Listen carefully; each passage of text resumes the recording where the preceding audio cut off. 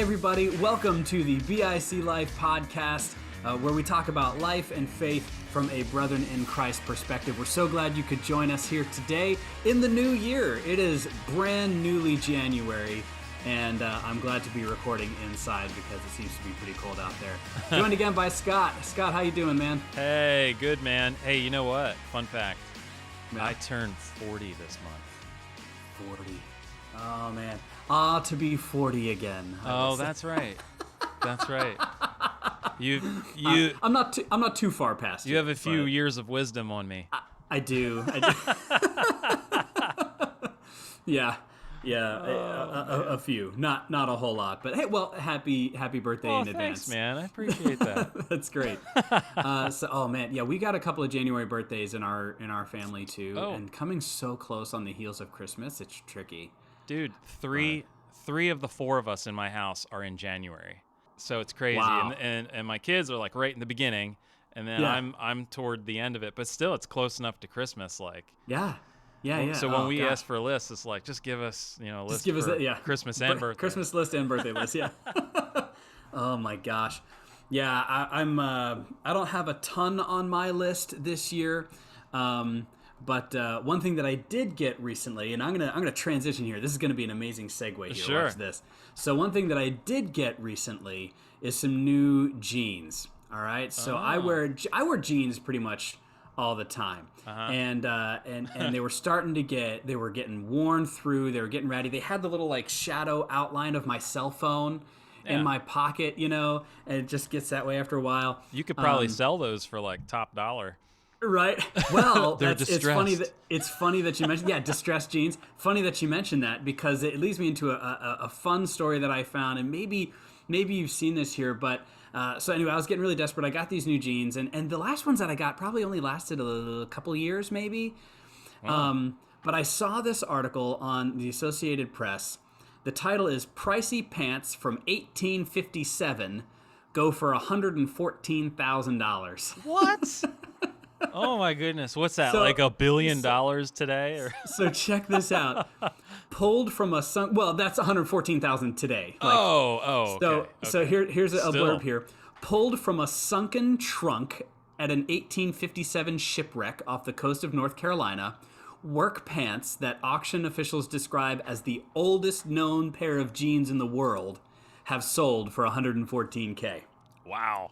So these are Gold Rush era blue jeans. I mean, I guess I shouldn't say blue; they're white. If you Google these pants, Sure. They're these white jeans with like a button fly and everything. Really, really modern, whatever. But they predated Levi Strauss's blue jeans by like 13 or 16 years or something like that. So they're not like the oldest pair of Levi's. They're just straight up the oldest pair of jeans in the world. I wonder if they have pockets. Yeah. Yeah. My first thought is, did anybody check the pockets? I found a 20 in here. This is great. Right. Yeah. Or something old like a ring or who knows. Right. Yeah. Wallet. I don't know if they check the pockets, but that is job number one when you put on a pair of jeans that you haven't worn in a while. Yeah. So they talk about they sure don't make them like they used to, right? Like these things. Yeah. It's pretty wild, these jeans. It's really cool. I can't imagine, like, they've been at the bottom of the ocean for 150 plus years. Wow. I think they were in a trunk, so they weren't just like floating in the water. They probably would have gotten eaten. So this was like watertight, or airtight, I guess. I don't know. I'm sure they were wet. They would have been ruined. Yeah, I think. Yeah. I mean, they don't exactly look pristine at the moment, but they're full. Like they're not like eaten through with holes and everything like that. It's fascinating. Wow. These jeans. But anyway, so I thought that was fascinating and really interesting. And so for today's episode, I have this really terrible segue here. We're talking about some modern questions that have roots in our history, kind of like my modern blue jeans have these roots in history that we just found in a shipwreck off of, one of the Carolinas, North Carolina. Yeah. And so, great segue. I worked really long and hard on that. Good job, Ryan. Thanks. I appreciate your affirmation. Yeah. So I'll put in some applause. Yeah, but it's a applause track, maybe a laugh track in there. I don't know. Our topic for today, Scott, is really fun. I'm really excited about it. We're talking about streaming our services, church services, online. And to reach people, and for maybe shut-ins and things like that, ways that we can use not just the streaming service online on a Sunday, but modern technology to reach people. And to give us some context for this, we decided to bring on a guest for this episode, and it was just a fantastic interview with Dr. Devin Manzullo-Thomas. So we're really excited for you guys to hear it, and so we just like kind of flip on over to the interview, and we'll catch folks on the other side and have some more conversation. Yeah, let's get to it. Well, hey, here we are with Dr. Devin Manzullo-Thomas. Devin, thank you so much for joining us today. We're excited to hear about you and what you do for the Brethren in Christ denomination and the college you work at, and really just the topic that we have today. So would you mind just kind of kicking things off and just telling us a little bit more about yourself? And Sure, absolutely. Yeah. Well, thanks, first of all, for having me on. Thrilled to be here, thrilled to be talking with you. Always love an opportunity to talk about Brethren in Christ history, especially when it's for a Brethren in Christ audience and with pastors too. Awesome. So I hold a bunch of different roles here where I work at Messiah University. On the faculty side of things, I'm assistant professor of American religious history. I'm trained as a historian, but particularly a church historian. So teach classes on historical theology, history of Christianity, Christianity in North America, those kinds of topics. I'm also the director of the Morris and Leon Sider Institute for Anabaptist, Pietist, and Wesleyan Studies. The Institute does programming here on campus for our campus community, but also for Brethren in Christ folks, pastors, lay people around our sort of shared theological heritage. Messiah was founded as a Brethren in Christ institution. It maintains a covenant relationship with the denomination. And so we do programming that is for the church and for the university. We do study conferences, we do lecture series, we support research into the history of the Brethren in Christ and its theology and things like that. I'm also director of archives here at the university, and Messiah is the official repository for the records of the Brethren in Christ Church. So when I say that I'm director of archives, it means that I'm in charge of the university's historical materials, but also the historical materials of the denomination, of its boards and agencies, of its congregations, of its individuals too. We have lots of materials from ministers and bishops and missionaries and things like that. So I also have the privilege and the honor of kind of preserving those materials and making them accessible to researchers. Wow, that's a lot. It's a lot. I feel like maybe like a title change is in order. Maybe something that encompasses all of them. Yeah, my email signature is really long. I have a joke with colleagues here on campus about like, what can I add to my email signature to make it even longer? I was gonna say that'd be a heck of an acronym for you. Wow. Get all that in an acronym. That's right. Well, and my last name is long too, so there's that. I'm not serving myself well here at all. So I've been to the Brethren in Christ archives there at Messiah, and it looks like you guys are running out of room there. You guys have any prospects of a larger facility? Well, if any of your listeners want to donate a ton of money to our archive, we would love to build a larger facility. But you're right. We are running out of room. So I sometimes have to explain to folks that an archive isn't just a repository for old things. An archive is constantly growing, right? Especially a living archive like ours is, right? We are the archive for two, relatively large institutions that continue to produce material and have material that needs to be recorded and preserved. So that archive is the Messiah Archives, Messiah University Archives, and the Brethren in Christ Archives. Yep, absolutely. Uh-huh. Yeah, okay. And so we are, we're running out of room all the time. We actually just were able this semester to add another space on campus for storage purposes. So the good. space that you visited, Ryan, Yeah. is a little bit less crowded today, but you know, very good. who knows how long that will last, right? Right. Yeah. Because again, we're always adding things.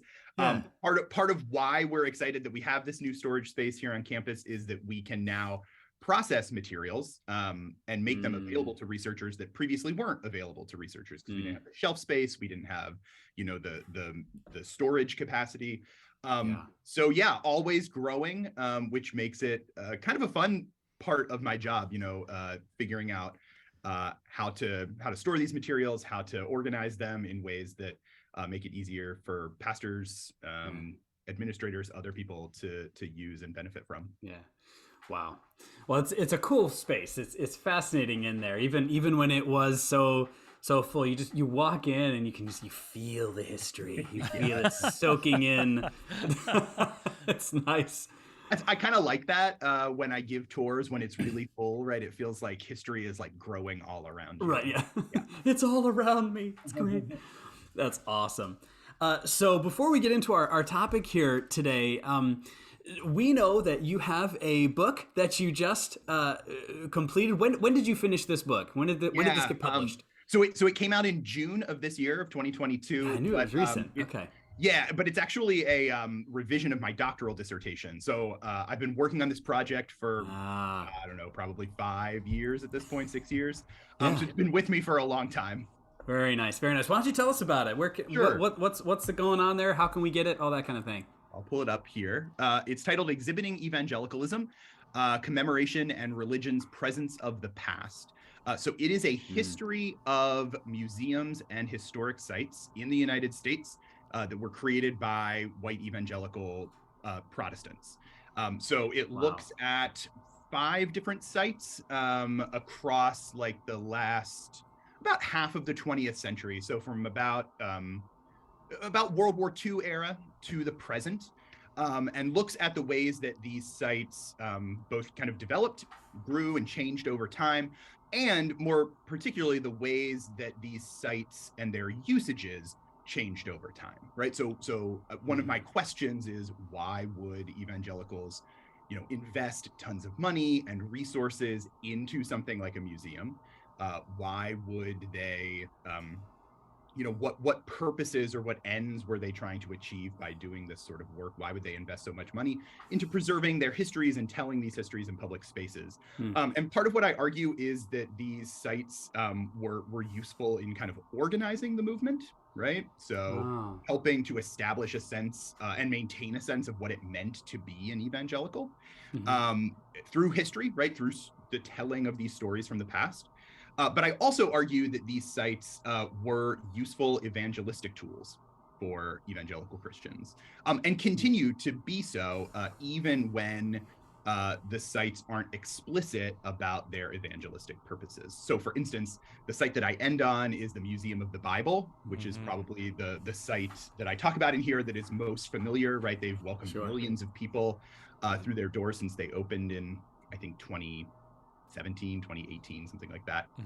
And the Museum of the Bible is explicitly not described in evangelistic terms, right? It has a much more sort of museum sounding mission statement, right? That sounds much more neutral and educational and things like that.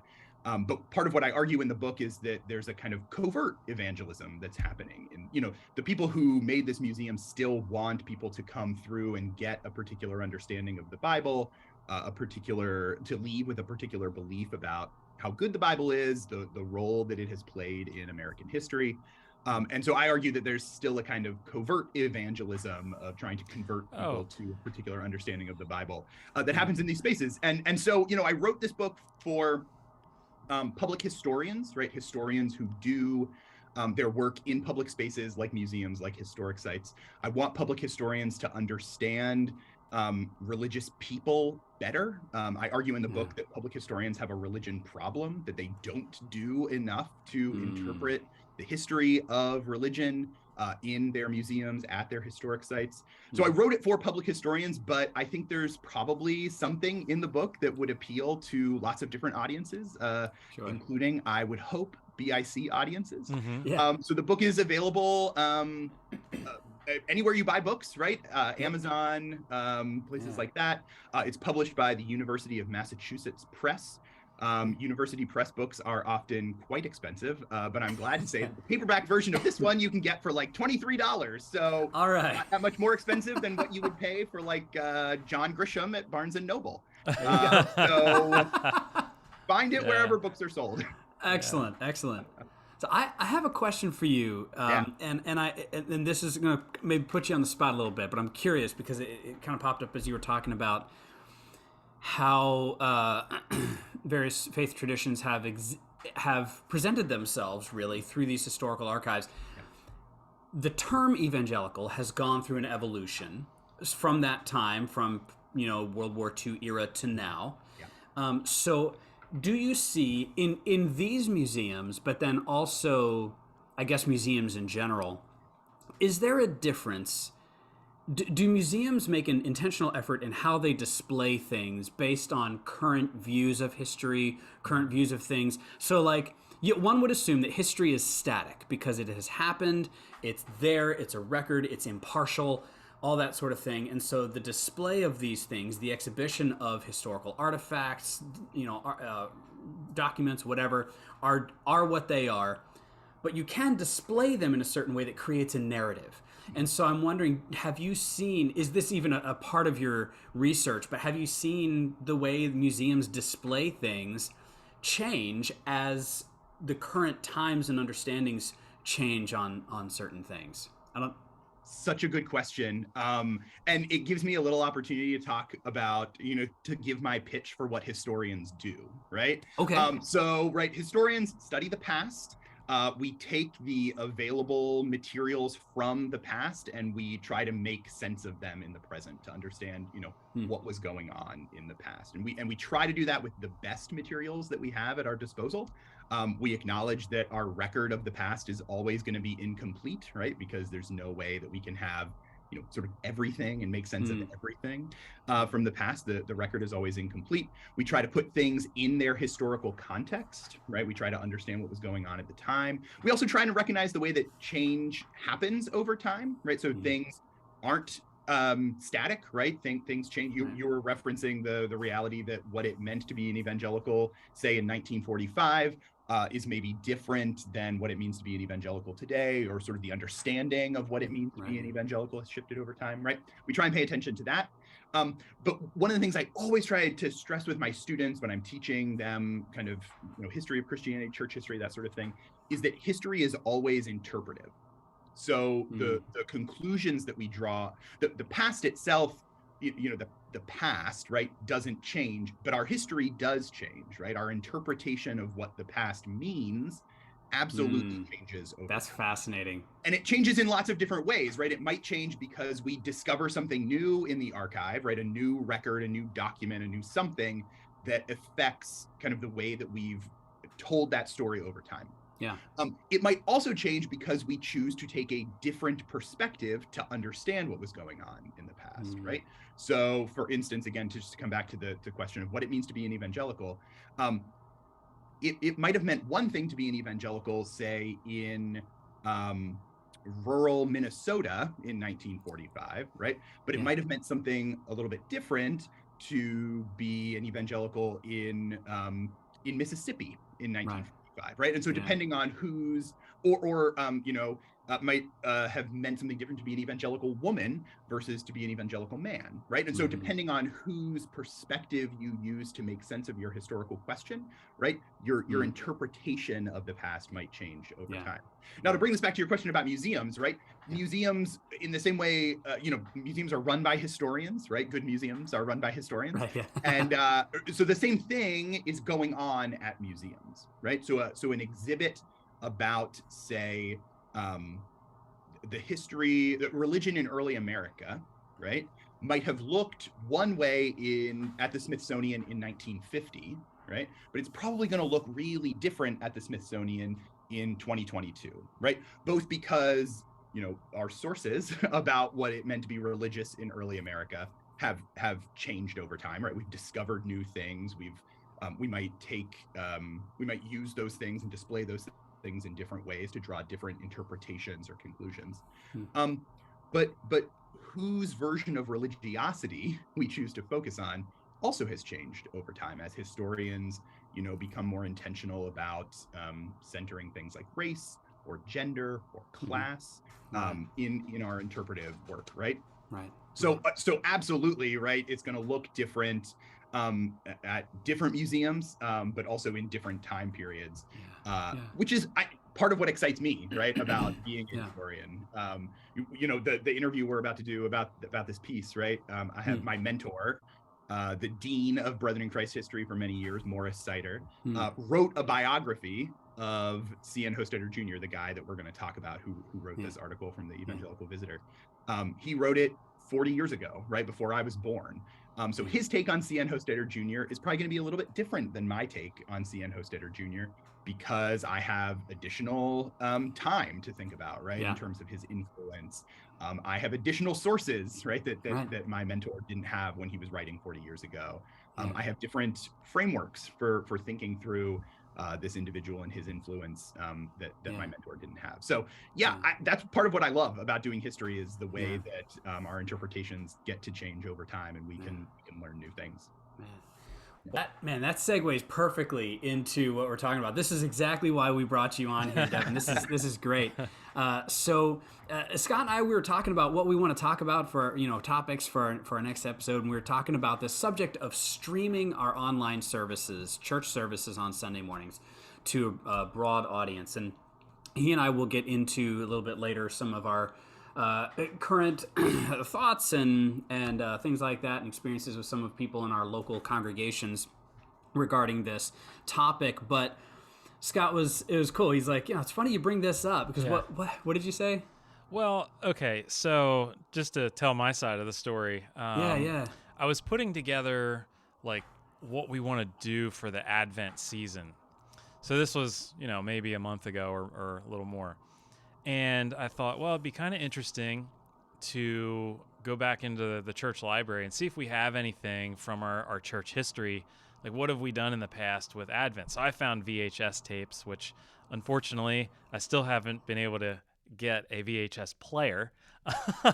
So we've got one in the archives if you want to. I mean, we collect that stuff as artifacts, but also because we have a ton of VHS tapes to figure out what to do with too. I may need to make the hour trip up to you and watch these VHS tapes. Well, anyway, so I'm in there and I found some cool stuff, which we ought to talk about later, Devin. But the one thing I found was, something I had never heard of before, the Evangelical Visitor. Now, this copy is the 15th anniversary, and it has articles between 1887 and 1937. And I thought, I wonder if it has anything on Christmas, right? Well, it didn't. However, Christmas isn't a big deal. Or at least it wasn't back then. Yeah, right. Yeah, no, unless I missed it. But there was an article toward the end that just jumped out at me, and it's from C.N. Hostetter Jr. And you said it's Christian N. Hostetter. Is that right? Mm-hmm. Yep. Yeah. So at the time, he was the president of Messiah Bible College. So I'm not 100% sure when this was written, but if I remember correctly, he became president in 1934. 34. That's 34? Right. Yep. Yeah. So somewhere between 34 and 37, this was written. And the last paragraph, I just found so fascinating. He says this, as a people, we should write and publish more books. Heresies and cults are busy all around us publishing literature and selling and distributing these publications through the hands of enthusiastic propagandists, while we sit smugly by, only half awake in relation to our gospel task. Let us publish and distribute books, papers, and pamphlets that will magnify the matchless name of our Christ and will enlighten men and women so that they may be led out of error and darkness into the glorious light and liberty of the children of God. May it be true of us that great is the company of those that publish the good tidings. So, in light of Ryan's question, where he was asking, like, let's talk about one of the questions he gets a lot, I've gotten a lot actually, is should we really even worry about putting stuff online like podcasts or even our primarily our Sunday morning church services? Should we be putting that on YouTube? Does it matter? And here back in the 1930s, we have C.N. Hostetter kind of really bringing the punches, saying, look, we got to publish more books. Yeah, using the technology of the time. Was there, to me, I read this and I'm like, well, yeah, publish books, man. That's kind of a no-brainer, But I don't know. Can you give us some context here? So, tell us a little bit about the author Hostetter there, and then the kind of leader he was, and what he's really advocating for here. Yeah, absolutely. So, So I mentioned before, right, that there's a biography of C.N. Hostetter Jr. for folks that want to know. It's called Messenger of Grace. I think it was published in the early 1980s by Morris Sider. So I spent some time over the weekend looking through this again and was reminded, right, that in my opinion, C.N. Hostetter Jr. is one of, if not the most important Brethren in Christ leaders of his generation. Wow. Super active in this period of time that we're talking about, right? Like the 1930s, probably into the 1960s. He leaves the presidency at Messiah in 1960, I think. And he was there for a while. He was there, yeah, right, for like a very, very significant period of time, a long period of time. And during that period of time, right, was active in lots of other ways too, right? So he's a credentialed minister, he's a bishop.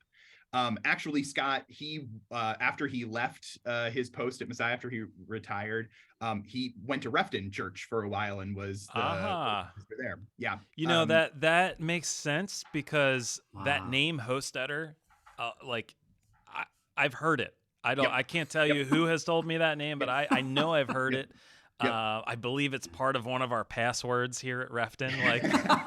I mean, I love that. What do I know? I don't know these things, but yeah. Well, and Hostetter's family, right? So he's a junior. His father was also president at Messiah Bible School for a number of years. His brother Henry was also a minister, was also a bishop, was the chair of the Brethren in Christ Foreign Mission Board or executive director, I think, of the Foreign Mission Board for a long time. His other brother, John Hostetter, was the editor of the Evangelical Visitor for a long time in the 40s and the 50s. And maybe earlier than that too. So he comes from a long line of ministers and leaders in the church. Obviously, we said already he was president at Messiah. He was the chair or some kind of administrator on numerous boards and committees in the church. I didn't look this up, but I'm pretty sure that when he wrote this article, he was still secretary of the home mission board of the denomination, which would basically be kind of like what we would now call church planting, right? So these were, non-self-sustaining congregations that were started in the United States as mission stations. Would these be some of the things that cropped up in Chicago, Philly? Buffalo, right? Yeah, Dayton, Ohio, San Francisco, Philadelphia, places like that, right? Yeah. But also in rural areas too, in Appalachian Virginia and in rural Pennsylvania, places like that as well. So he's doing all of these things, right? And is wielding significant leadership in lots of different areas of denominational life. He's also active in the wider Christian world, which I think is a pretty significant thing for a 1930s Brethren in Christ person to be doing. He was very active in leadership in Mennonite Central Committee, which was a relief and development organization run by a number of different Anabaptist churches, including the Brethren in Christ. I think he was the chair of their board for a number of years. Hostetter was also active in the National Association of Evangelicals after the Brethren in Christ joined in 1949, and he was the head of their World Relief Organization, their kind of relief and development arm for a number of years as well. So if I'm remembering correctly, back when I Googled him, he became the president at a pretty young age, wasn't it? Oh yeah. He was not, he was Was he like So he 19 became or president 20 in or something? 34. He was not yet 40 when he Oh. became, so he was probably my age, Okay. right? When he became president. And the idea that someone my age would be president of this institution is wild to me. Yeah. And I mean, this is maybe a little bit a field of what we're talking about here, but Messiah as an institution was not doing great in 1934, right? Like this was the height of the Great Depression. Messiah had always, I mean, it was still a fully denominational school at this point, fully reliant on, you know, the generosity and charity of churches and individuals in the denomination. This is a small denomination too, so there's not a, you know, there's not a ton of financial capital floating around, right? So they're super in debt at this point. They are not, their student body is not where the trustees want it to be, right? And so, you know, this 30-something-year-old guy is tapped to run this kind of floundering institution, right? And he really does significantly lead it forward. But to get back to your question about like, who is this guy, right? Like how, you know, he's a significant leader in the church, but like how so, right? I would say that part of what makes Hostetter really effective at this period of time is that he balances a real traditionalism and a real loyalty to the institutional church with being an innovator. So, you know, he's a good, loyal Brethren in Christ guy, very respectful of the tradition, very supportive of those doctrines and practices that, you know, today we would think of as distinguishing the Brethren in Christ from the wider evangelical world, things like, you know, peacemaking and separation, nonconformity, right, and holiness.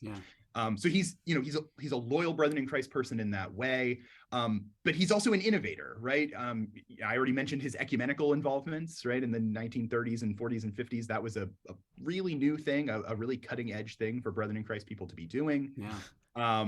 He leads Messiah into kind of unprecedented growth. He transitions it from being a 2-year non-degree granting Bible school into a 4-year accredited liberal arts school. It's not quite accredited by the time he retires, but like it's definitely on the pathway to accreditation by the time he retires. He's also kind of a mover and shaker in some of the changes to denominational life that are happening by the 1950s and 1960s. You know, he's on these kind of significant boards that make revisions to the church's Articles of Faith and Doctrine and the manual. So he's a real innovator too, right? So kind of quite traditional in some ways, very respectful of the tradition, but also working usually slowly, usually very strategically, to introduce new ideas and new ways of thinking into the denomination. Wow, that is a tough balance. Respectful of the tradition and yet being an innovator. That is something that really, I think a lot of churches could benefit from. A lot of local churches. Absolutely. So he's doing all this stuff personally. He's advocating for, obviously in this article, publishing books and writing books and getting the word out there to people, reaching people for the gospel. What was the broader conversation like in the Brethren in Christ at this time? You were saying that he was the representative to the National Association of Evangelicals at the time, which the BIC just joined in like the 50s? 49. 49 is when they joined. Yeah. So so this would have been even before then. Yeah. This would be before they joined. But, you know, there are ways in which, right, the Brethren in Christ are already kind of borrowing from the wider evangelical world by this point, not sort of formally, right, in terms of membership in a larger organization, but even the idea of a church periodical, right, like the Evangelical Visitor is an innovation that they're borrowing from lots of other, you know, evangelical groups at the time, right? This wasn't unique to them. Yeah. By the way, we keep referencing that, but for the average, like I wouldn't have known what this was had I not found it in the library. So maybe I can say a little bit. Yeah, I can say a little bit about it for sure. So, so in the late 19th century, the Brethren in Christ launch a denominational newspaper. I think 1887 is when it sort of begins its official publication, and it's published as a denominational periodical. like the official record of the church, and it's called the Evangelical Visitor. At this point, it's published 2 times a month. I'm pretty sure it was a subscription-based newspaper, so you would like pay, I don't know, like $1 a year or something like that, and they would send you all 24 issues, right? The U.S. to Canada. I think eventually it's probably distributed around the world. To facilitate this publication ministry, right? To facilitate the publication of this newspaper, the church also founds a publishing house. They call it Evangel Publishing House. I think for most of its history, it was headquartered in Indiana.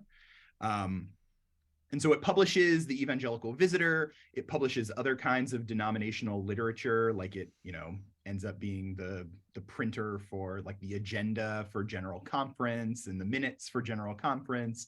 I'm sure it published like the, Manual of Doctrine and Government. But it would go on, right? I'm not sure when this started, but it would eventually, publish denominational books, right? Books by Brethren in Christ authors.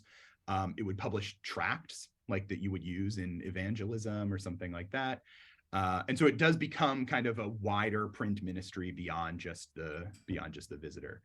So I think, and Scott, you maybe already referenced this, but by 1937, right, it's 50 years old. 15, yeah. They're doing this kind of like commemorative issue. And the 50, Evangel Press is kind of like still churning out this stuff, churning out the Visitor. And it's a pretty significant ministry of the church by this period of time, because, right, one of the things that it does, I should have said this too, like the Brethren in Christ by 1937 are pretty spread out, right? So spread out all across the U.S., all across Canada. 150 years earlier, right? They were geographically pretty restricted to central Pennsylvania, right? But by 1937, they're all over the U.S., all over parts of Canada. You've got mission stations in South Central Africa and in India by 1937. And so the Visitor becomes this like way to keep the church that has this strong sense of community, right? A strong sense of like, we are the gathered people of God. The Visitor keeps that connection going, right? And so it's publishing kind of, articles like Hostetter's that are kind of more didactic, right? Calling for like, let's make the church do this, right? Yeah. It's also publishing devotional literature in its pages, right? The Visitor, Bible study type stuff, but it's also publishing like birth announcements, wedding announcements. Yep. It publishes like little reports from individual churches, Refton might send in a couple paragraphs about like their revival service and their love feast and how many people showed up, right? And what their offerings were for the month. And so it really does have this sort of like family vibe to it, right? Like it feels like a family newsletter in some respects, because part of what it was trying to do was keep this geographically dispersed community linked and connected. Yeah, I was talking to like they were part of each other. I was talking to Pastor Greg Starr. He doesn't know that I'm name dropping him, but he mentioned, I believe it was his grandfather. His grandfather was like a farmer, and he would write poetry, like Christian poetry, and it would get published in the Evangelical Visitor. Oh yeah, which is great. So good. Yeah. So good. I can think of issues that I've seen where like the front page is, kind of got this like decoration on it, but then in the middle is like a poem that, exactly, like a Brethren in Christ farmer wrote, right? So it's publishing all kinds of different things, but its goal, right, is to keep these people feeling like they're part of the family, right? Feeling like there is a real community that's networked together. So going back to my question about what is the broader conversation like in the Brethren in Christ at the time of his writing, a good way to find that out would be to just look at the volume, the publication that article was in, 100%, to be able to see what the conversations were. Yep. No, absolutely. And well, let me put a little pitch in here for the archives too. We have actually digitized every issue of the Evangelical Visitor, and so they are all available in the archives digital collection. which I can, I don't know the URL off the top of my head, but I can certainly send that, and we can make it available to your listeners.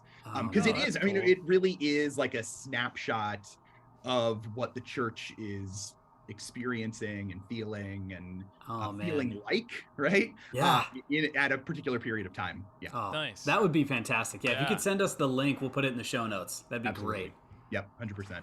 Can I also say, just in terms of like the larger conversation or what's going on with the BIC at this time, like, 1930s, 1940s, 1920s, 1930s, 1940s, like this is a really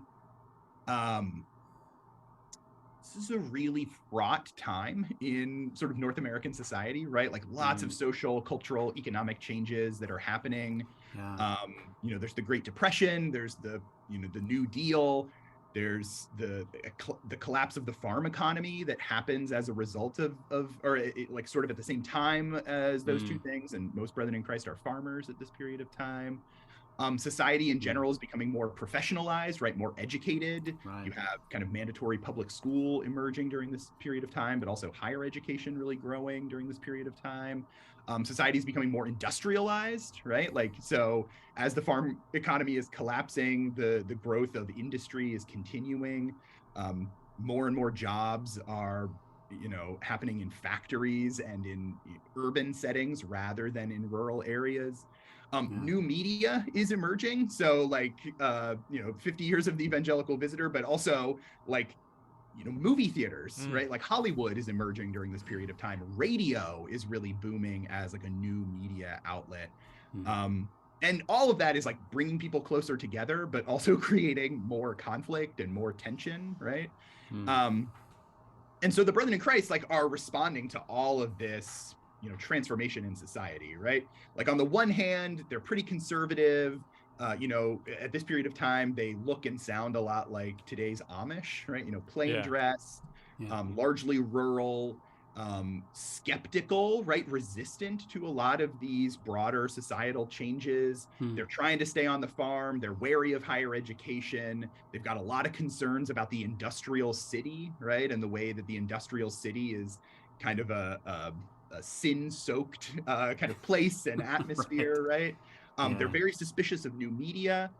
The church as a whole, kind of in the 1930s, launches a comprehensive program of what we might call today discipleship education.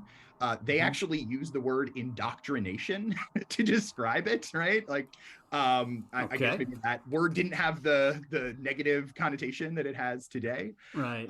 But their goal, right, is to equip especially members, but also leaders, pastors, to stay true to the ways of the church in a very rapidly changing society, right? So that, like, all of that's going on. At the same time, right, there are ways to read Brethren in Christ history to suggest that the Brethren in Christ are embracing some of these changes, or at least experimenting with ministry in ways that recognize the reality of these changes. We already mentioned, right, like city missions, late 19th, growing in the early 20th century. By the time Hostetter is writing in the 1930s, there are lots of city missions. The Brethren in Christ are running mission stations in Chicago, in Philadelphia, San Francisco, a lot of Midwest industrial cities, Detroit, Dayton, Ohio.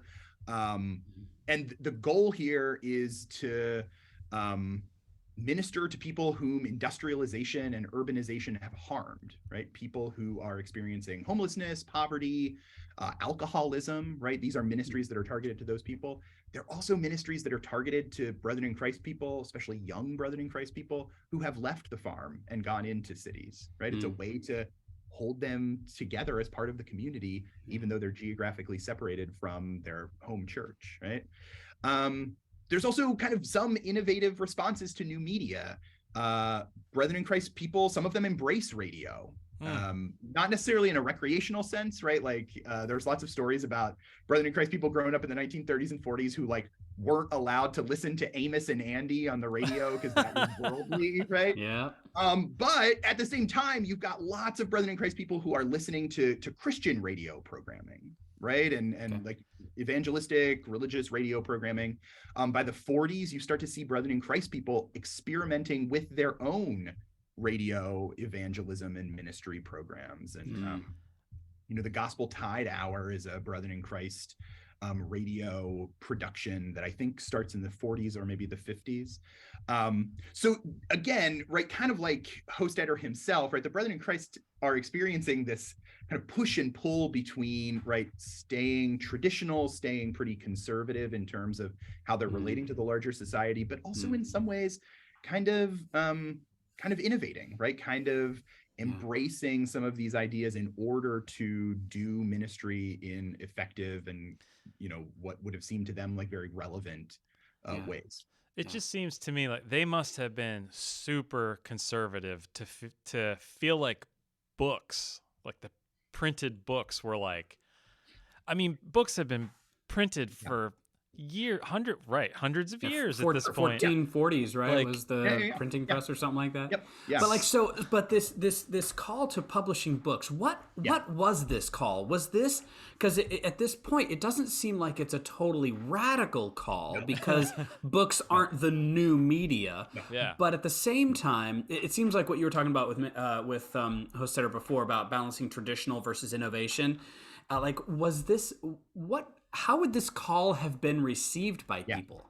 Yeah, that's a great question. And I one of the reasons that I want to stress his like traditionalism and innovativeness is because that's how I read this call from him, right? Like, Scott, to your point, like this isn't new, this isn't radical, right? Like the Brethren in Christ have had a press that has existed for, a couple of decades at this point, right? A few decades. But I think what Hostetter is calling for here, right, is pushing that existing thing, that thing that's part now of the tradition, right, pushing it forward, advancing it in important ways.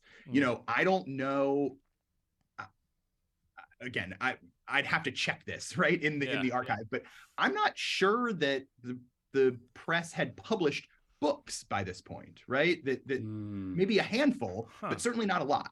Right. Okay. I don't know how active they were in publishing tracts that could be distributed to. Is this press still around? Is it is not. It closed in 2012, I think. But it existed for a long period of time. And some of the reasons, right, that it closed are reasons that lots of denominational presses have shuttered, recently, right? Amazon, all the changes in the publishing industry, right?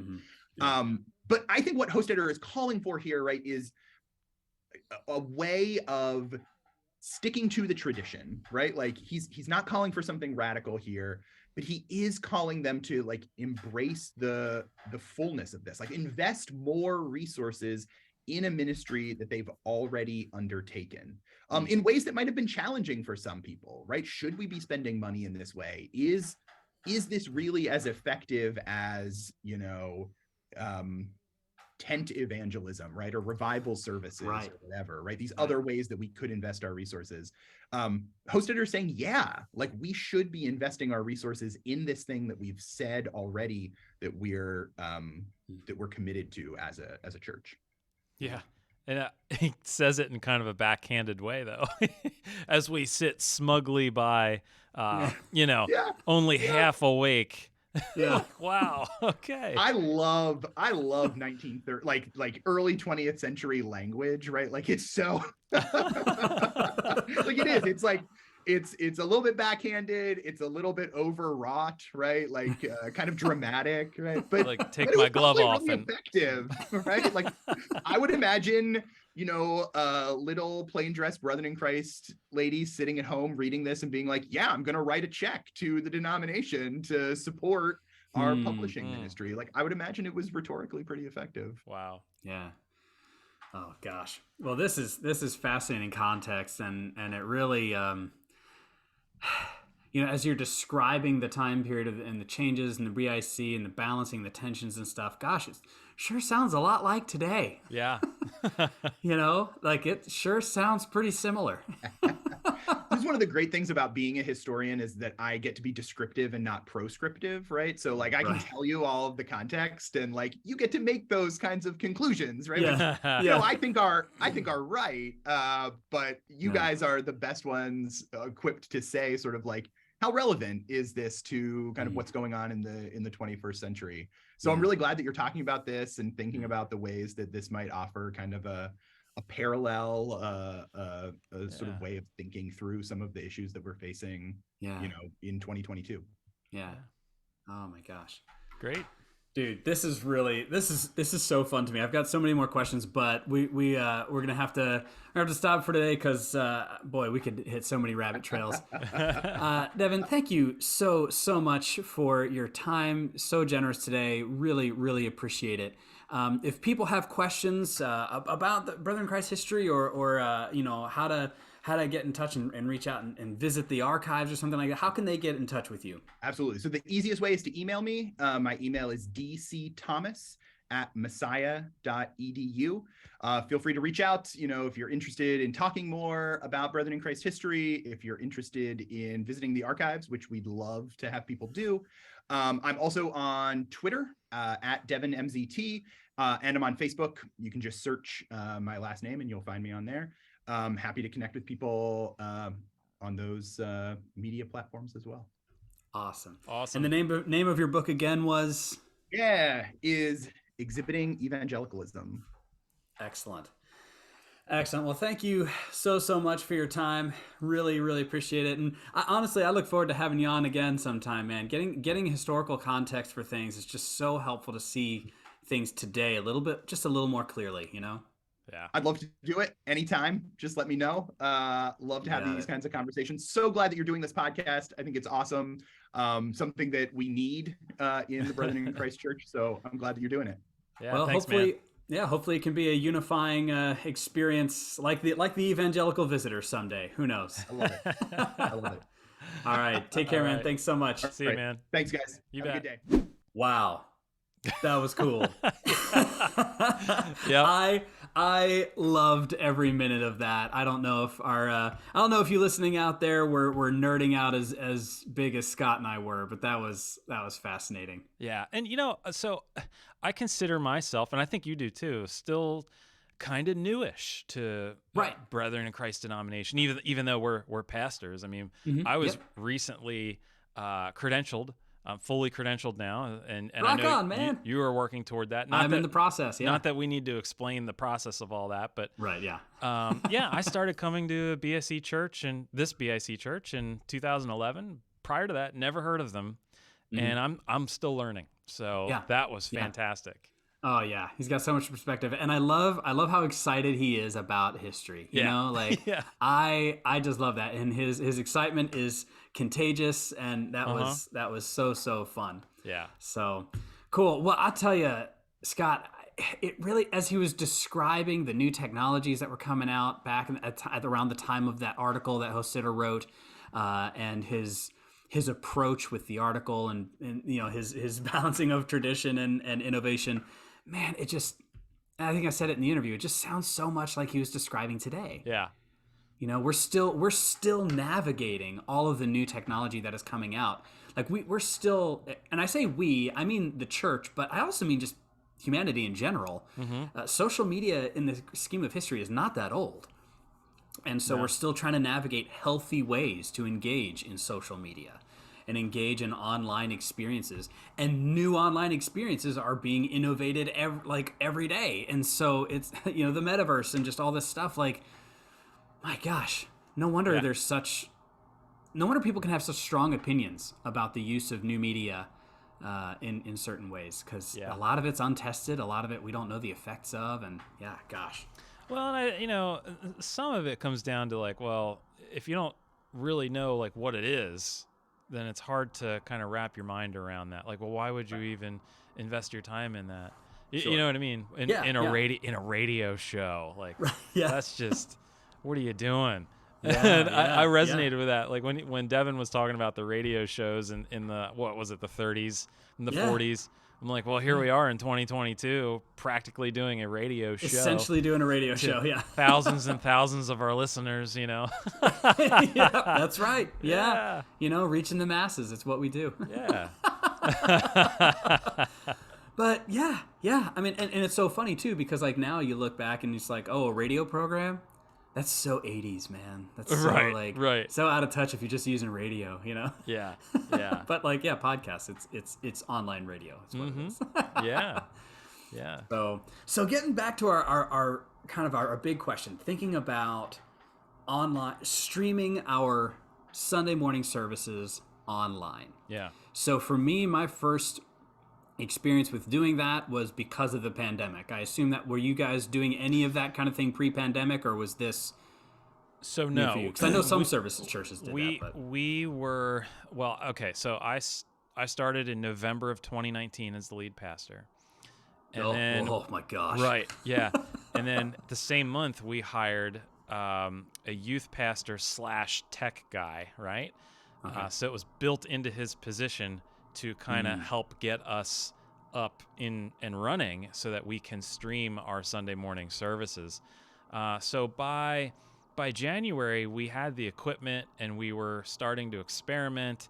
And I believe right as the pandemic happened is when some of our first streams started happening. Now we chose that was prescient. That's amazing. Yeah, right. Well, we didn't live stream right away. Okay.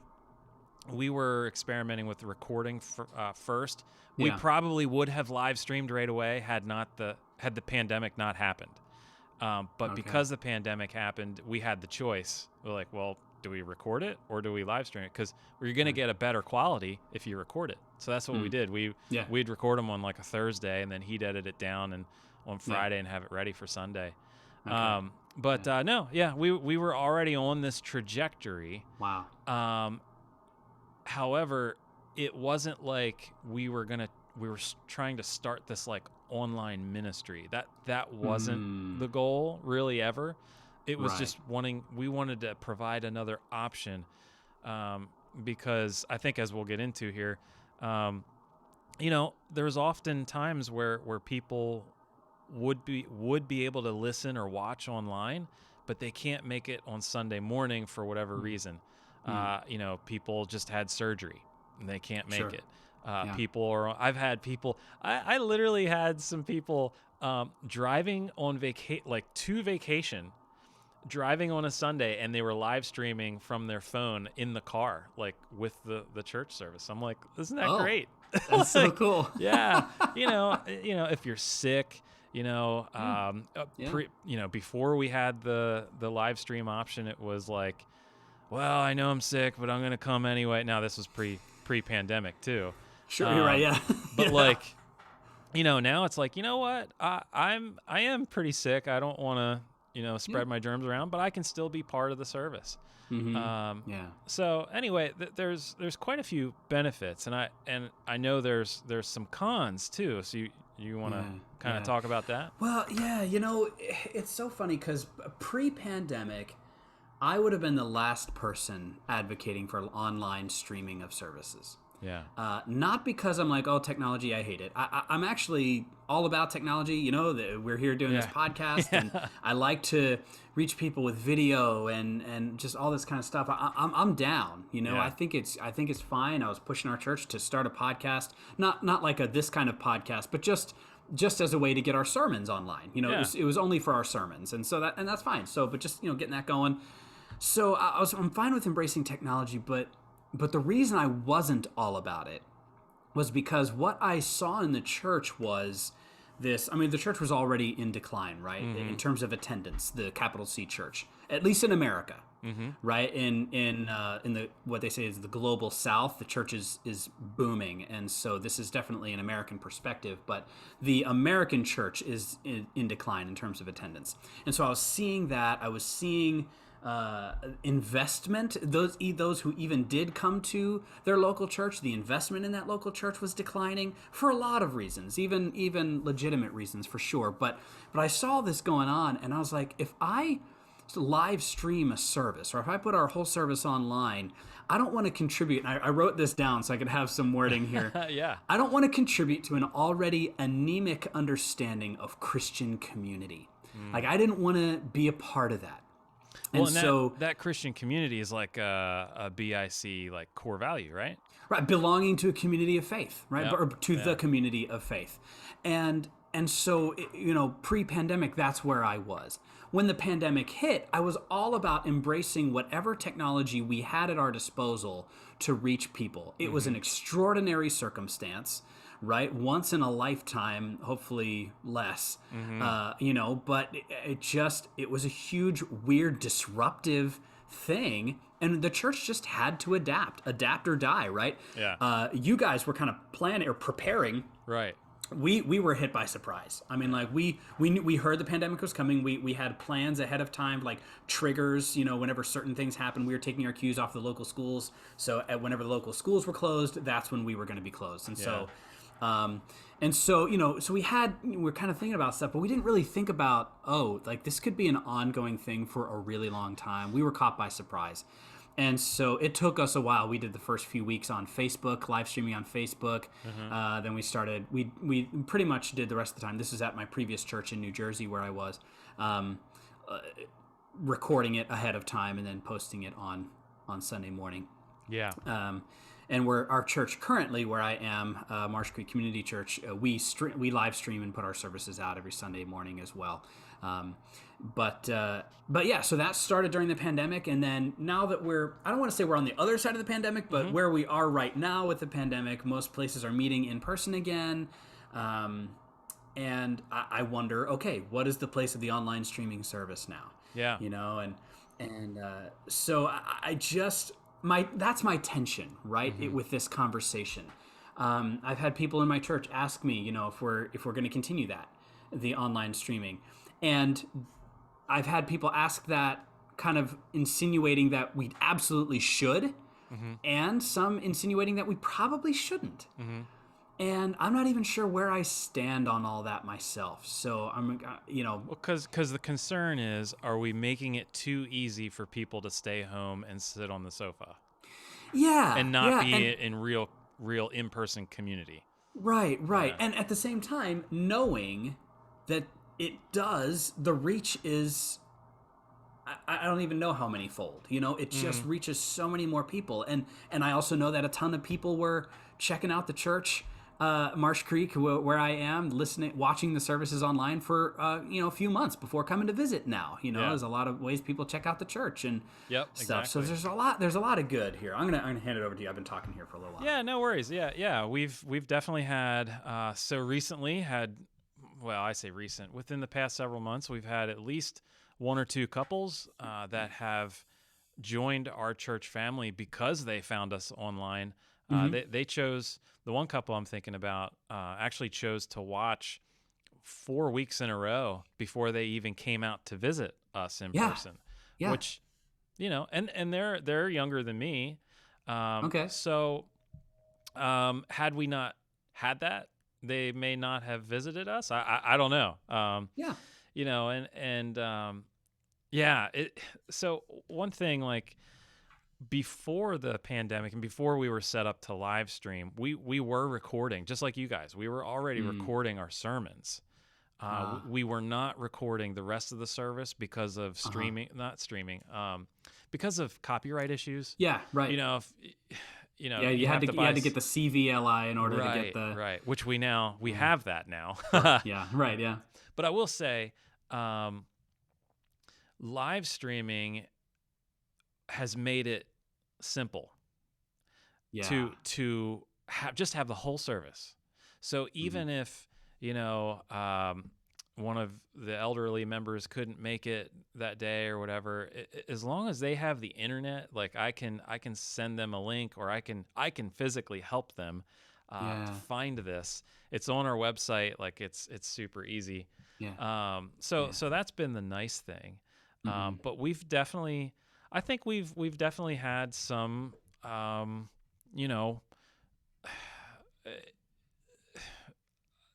it's helped to facilitate the decision on Sunday morning. Do we go or not? Well, I had a late night last night. Let's just sleep in, and then maybe during lunchtime, or maybe tomorrow, Sunday evening, we'll watch the service, right? Yeah. Yeah. And I would say, you know what? I think that's okay once in a while. But, there's something to actually coming and being part of the family of God, and really feeling like you're part of that family.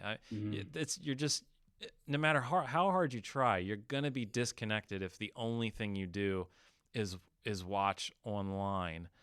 Now, I mentioned earlier that's been it's been helpful to those who couldn't physically come. Right. And whether that's temporary or whether it's long term. And if it's long term, well, then the church family has to make an effort really to reach out to them, right? Yeah, right. But there's definitely this tension. Here's my take. This is just my opinion. This is not a BIC thing. This isn't this is just a We're Scott an unofficial thing. BIC podcast. Right. My thing is, I'm not going to dump a whole bunch of money into it to try to build up this online ministry. I'm not going to have hire an online pastor who can sit there and chat with the people who are watching live. And no, I'm just going to hit record. That's all I'm really going to do. We're just going to hit record. It's going to automatically upload to YouTube, and we're done. And I feel like, again, this is Scott's opinion. It's on you, the listener or the watcher, to want to come. It's not on me to, somehow magically pull you in or convince you. You know what I mean? If you want to be here, you're going to be here. That's kind of how I see it. And I think it's cool. I'm like you. I'm all for the technology stuff, getting the gospel out there. Because the reality is, if I don't have it out there, and let's say one of our couples can't make it that week, they're probably going to watch something, but it's probably going to be something popular that I'd rather them not watch. if you're picking up what I'm laying down. Yeah. So, well, that's talking about seeing Hostetter's article. Yeah. That's kind of what he's talking about. Look, we need to be publishing books and pamphlets and stuff like that, because look, all these other people are doing it, and those resources are garbage. Yeah. And we don't want, that's not where we want to point people to. We want to point them to, gospel-centered, Christ-centered materials. And so let's do that as a denomination. And that's not to say, that was of course hyperbole. That's not to say that every church out there online is garbage, right? No. But it is to say that, let's say we don't have something online. Yes, they might go find something else online. Oh, they will. And I know they will. yeah. So it does make sense, right? It does make sense. And when you think about, I had back in New Jersey, again, going back, my experience back in my New Jersey church was during the height of the pandemic. So some of my examples are from there. But, we had invited our neighbors to go visit our church a number of times while we were there. And they never did, which, it's fine. It takes a while, and that's fine. That's cool. But when we started going online during the pandemic, they started watching. They were visiting the church where we were at the time, and they were listening to the sermons and hearing the gospel. And some of them did that for a few months. It was really, really cool. So man, I get it. There's some real reach that you can have doing, your online streaming of the services. But again, holding, what is this tension that we feel? Looking at the core value from the brethren in Christ, belonging to the community of faith. There's a little subheading under each of these core values, and this one says, we value integrity in relationships and mutual accountability in an atmosphere of grace, love, and acceptance. Is that possible online? I would say, yeah, to a certain extent. But there is a way that we can do those things, perhaps that is just magnified 100-fold when you are together with people physically, when you're a body together. And I don't think either one of us would say that doing the online streaming of the service is over and above or is more important than our embodied Sunday, presence with each other. Neither one of us would say that. I don't really know a whole lot of any churches that would say that. Maybe they're out there. No. Some really are making this. And I'm not. I'm just saying. Me personally, I don't want to do this, but some are making it this is the ministry or a ministry that they do, and it's online only. My dad sent me a link a few months ago, probably, to a church that is entirely on the metaverse.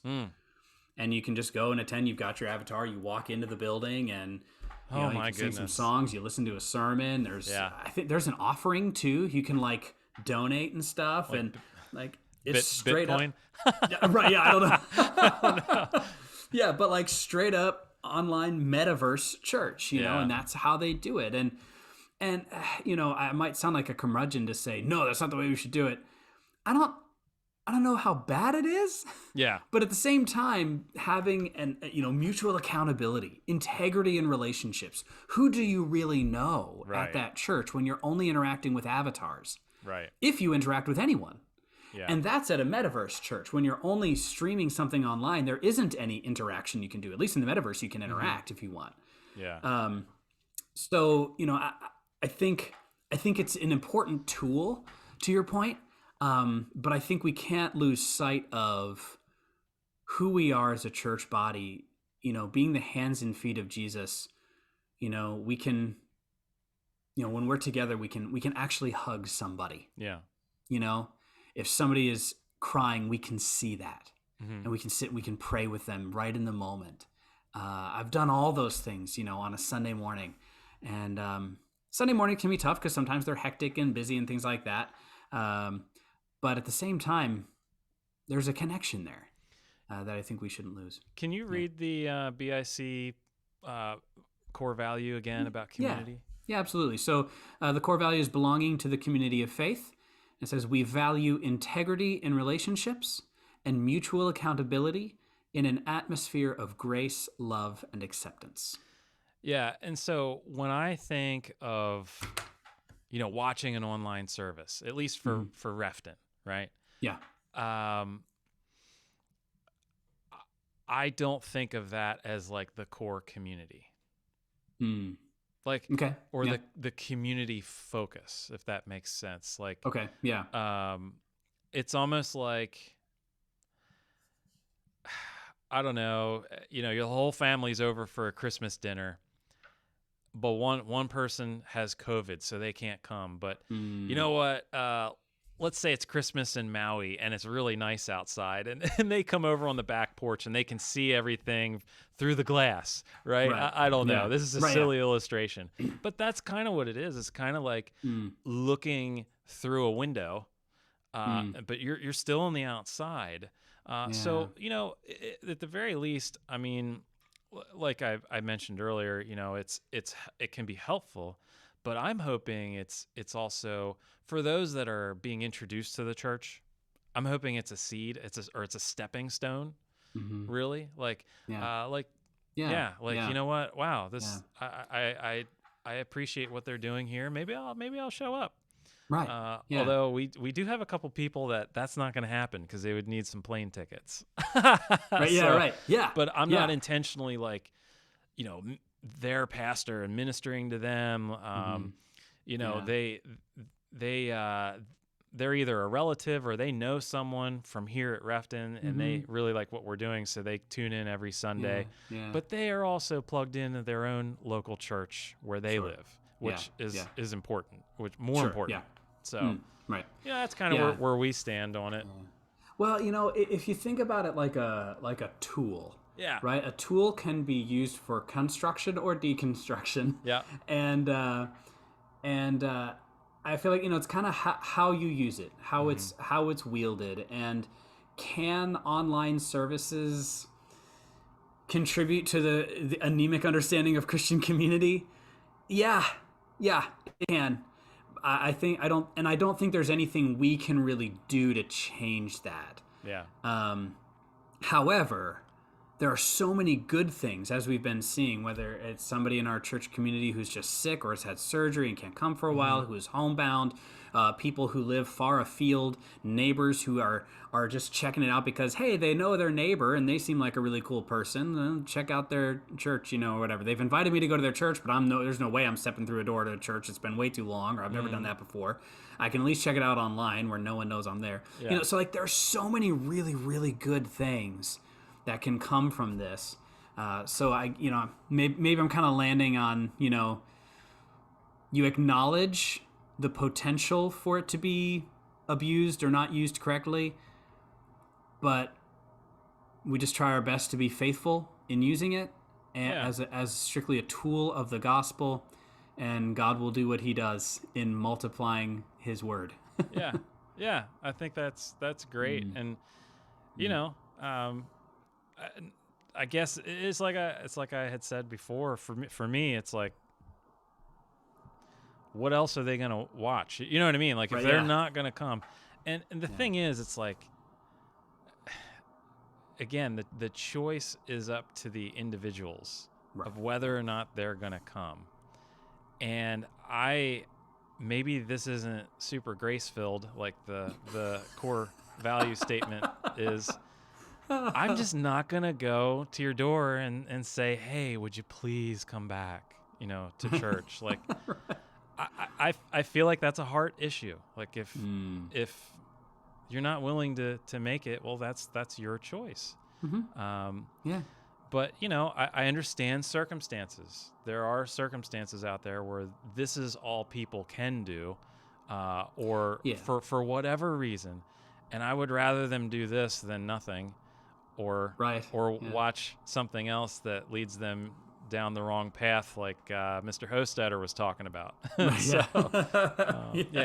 So anyway, that's just my take. So oh man. Well, I think that's a great take, man.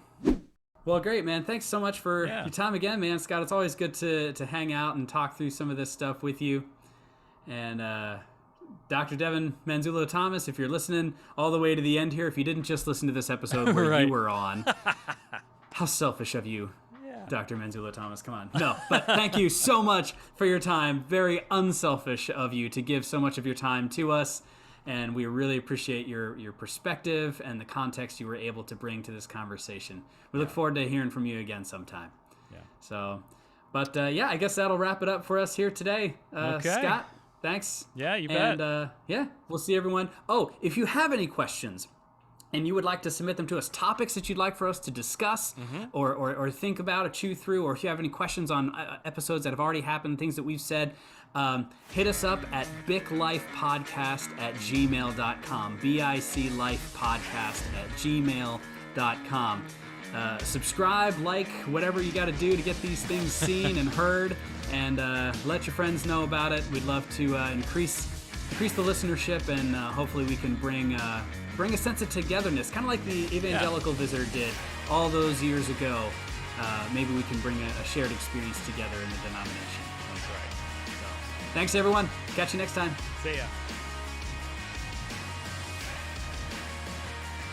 Thanks for listening to the BIC Life podcast. Brethren in Christ churches exist to follow Jesus, serve others, and make disciples. If you're looking for more information about the BIC denomination, or if you're looking for one of our local churches, head over to bicus.org. And if you'd like to get in touch with us at the podcast, you can do so by emailing us at biclifepodcast@gmail.com.